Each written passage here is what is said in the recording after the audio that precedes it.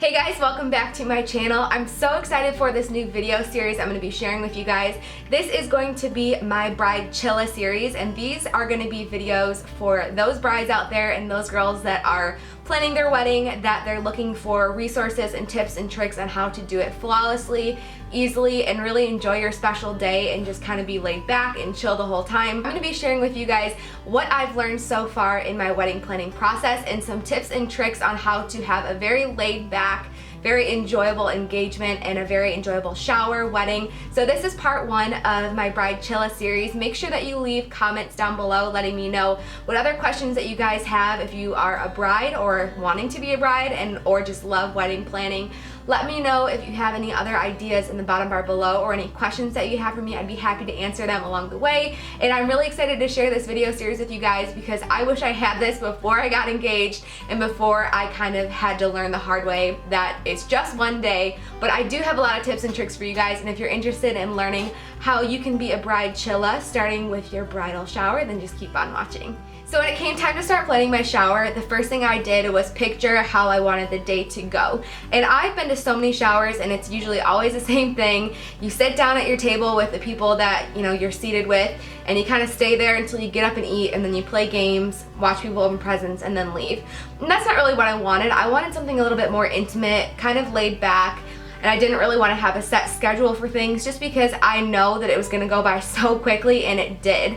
I put in so much work, like the prep and the shopping for it and the planning and the decorating and getting food together and drinks. All that stuff takes the most amount of time, but the day goes by so quickly, and I knew that it was going to. So I just wanted to make sure that we were in one central location, that we didn't have a time limit. We ended up having it at my mom and dad's house, which was awesome because then people could kind of come in when they wanted, leave when they had to go, but then we ended up having an after party and people stayed and hung out, and we ended up dancing all night and just having a really fun time. So that's what I wanted. I wanted something just kind of laid back. I didn't feel the need to do games or anything like that just because I wanted people to mix and mingle a little bit more and have it more of like a birthday party slash like open house, informal kind of thing. And honestly, looking back now, I'm really happy that I did that because the day went by so fast. So once I knew kind of the vibe that I wanted for the day, I kind of decided to opt out of doing games, and I ended up just doing one little game in the corner, which was a date night jar. I had a little piece of paper printed out that said like the instructions for it, and basically I just had popsicle sticks laid out on the table with a couple markers, and then I had a mason jar that people could put the completed ones in, and when they walked in they could fill out a name tag if they wanted to, and then drop a date night idea in the date jar, and Ryan and I will be able to pull date ideas out of that jar throughout the first year of marriage. And it was just a really cute idea. People didn't have to be dedicated to sitting down and paying attention. It was just really fun, really laid back, and if I could do it all over again, I'd do it the exact same way. Once I knew the vibe for kind of what I wanted, I then started to pick what I wanted it to look like. So I picked a couple different ideas from Pinterest as far as decorations went, but I didn't want anything too specific. I didn't have any specific color theme. I just kind of went for everything that I love. I wanted people to walk into our shower and just feel like they were at home, feel like they were getting to know us. I wanted a ton of personal touches, and I wanted it to just be all like bridal. So everything was white, and then I had some greenery, just very simple greenery flower arrangements with eucalyptus, and there's some ferns in there and hydrangeas, just beautiful, simple, and clean and pretty. That's exactly what I wanted, and that's exactly how it turned out. We did it all super cheap. So we had the flower centerpieces, and then I ended up making these really cute teardrop, raindrop centerpieces that we kind of scattered throughout the party as well. And if you want to know how to make those, I made them all myself. Leave me a comment down below and I can make a separate video on them because it is a little bit of a lengthy process. I love the raindrop centerpieces too because they were super cheap. Each bucket cost maybe $1 or $2, and then the styrofoam cost 50 cents a piece. So I spent $3 on the little styrofoam pieces. The wooden dowels were like 50-60 cents a piece at Michael's, and then it was just plain white tissue paper that I got from the dollar store. So I spent probably less than $10 to make 6 really cute, very like large and in charge and just different centerpieces with the floating teardrops. They just turned out super cute, and if you guys want to see how I make them, leave me a comment below. I've made them for a baby shower as well, and every time I've made them, they've just gotten so many compliments, and they're just super easy to make and super cheap. So the next question I have is asking me what the theme of my shower was. And honestly, the theme of my shower, I don't even know what it was. It was just everything that I love. We had a lot of champagne things going on, like champagne bubbles, a bubbly bar, and then we had just really simple pretty greenery centerpieces and very simple white decorations and balloons throughout the rest of the house. I just wanted everything simple and neat and pretty and just girly and soft and feminine and everything that I love in a shower. So after I had my theme and my date and the location, we went ahead and ordered our invitations for the shower.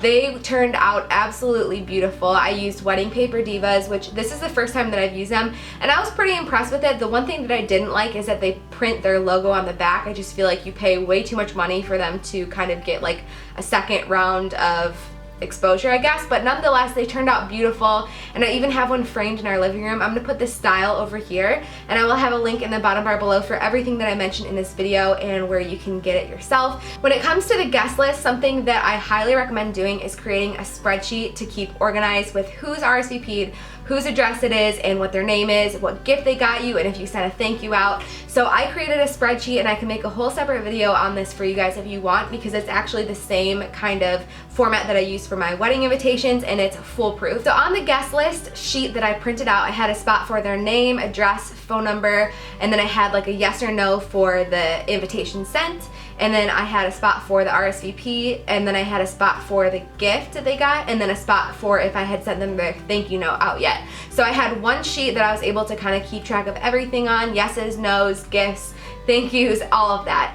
And that was something that really helped me stay organized, because I was just able to hand that sheet to my mom on the day of the shower, and she was able to fill out who brought what, and it was just very easy when I went to go write my thank you notes, because I had a sheet with everybody's address on there already, and it was just very easy to kind of jot a little handwritten note and send it on their way. Which, don't kill me if you did this at your shower, but I've been a guest at a lot of showers, and they had the guests write their own thank you card envelope, which I just never really understood that, and I never really liked it, because if you send an invitation out to these people that are coming to spend the day with you and bringing you a gift, my personal opinion is the least thing I can do is handwrite them their own personal thank you card. It's just such a special touch to get a handwritten thank you card in the mail. It takes about 30 seconds per thank you card. You can sit and do them while you're watching TV. I just like that personal touch of not making people fill out their own envelope, because you already have their address anyway, and it just takes a couple seconds. Also, make sure that when you're at the shower, you have someone that is making a stack of cards, someone that's making a stack of receipts, and writing down who gave you what. That way you can go back later and make the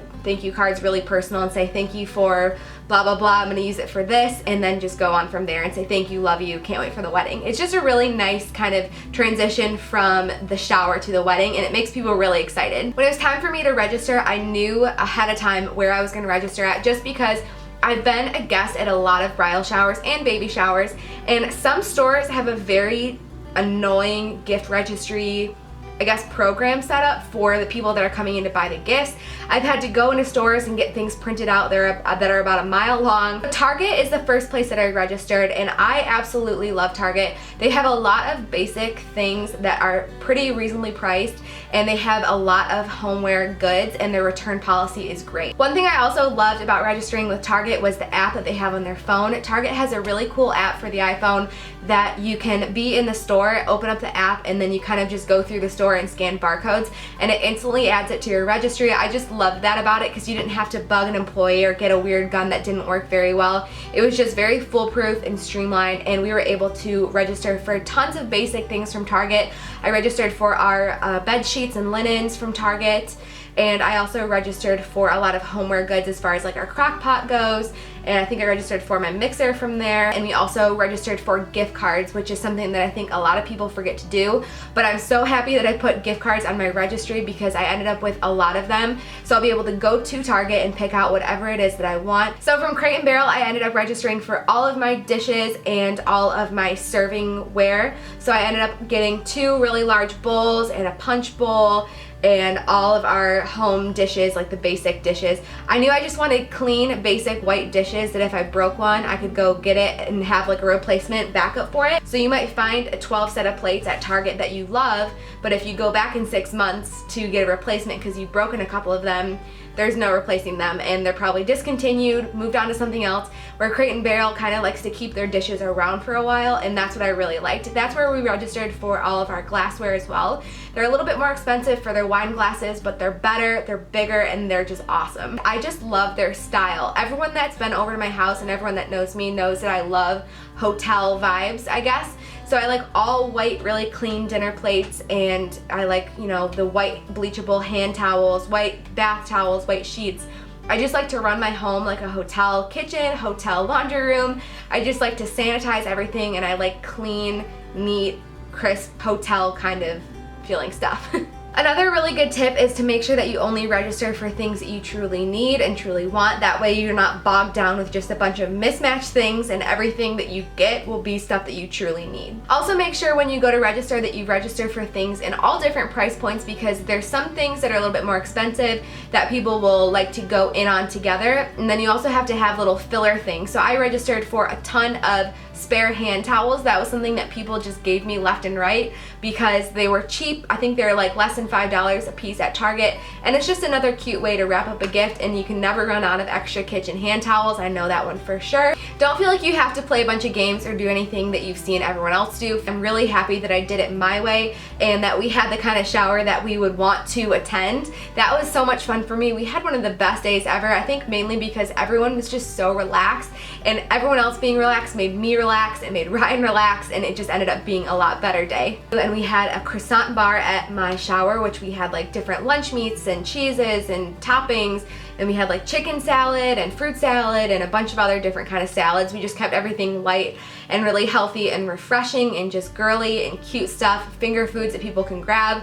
We ended up making a ton of desserts. My mom's neighbor brought over some really delicious cookies. My best friend Marina made her famous chocolate chip cookies, which, not gonna lie, I didn't even put them out for everyone because I wanted them all to myself. So I saved those for later, but they were still delicious. So thank you again, Marina, for making me my favorite cookies. She makes the best cookies of all time. I don't know how the girl does it because I have her recipe and mine still never turned out as good as hers. And then I also ended up making macarons with my mom, which were so fun and they went over so well. We made a lemon and lavender flavored one, and then we made like a cappuccino tiramisu flavor. It was cinnamon and chocolate and vanilla. It was just delicious, and they went like hotcakes. One thing that I did, which I thought was absolutely adorable, was my bubbly bar. I had a giant champagne bottle balloon, and then my dad and Ryan ended up making the bubbly bar all by themselves. They blew up different size gold, silver, and white balloons, and then they just taped them to the window. It was really easy. It took them like maybe 20 minutes to do it, and it just looked so cute. It was like the perfect centerpiece right when you walk in, to see the bubbles on the window and the champagne bottle. I just thought it was adorable. And then in front of the bubbly bar, we put all different kinds of champagne. We had cranberry juice, orange juice, peach puree for Bellinis, and then we had fruit all set up. And I didn't get a picture of it when it was all set up because people started to kind of rush in and they all just attacked the bubbly bar. It was a huge success, but I did not get a picture of it for you guys. We had lemonade in a big container and a big thing of water, and we also had coffee and everything like that as well, and we had beer for the guys. Because I did invite some of the guys to the shower too, just because I wanted it to feel a little bit more laid back.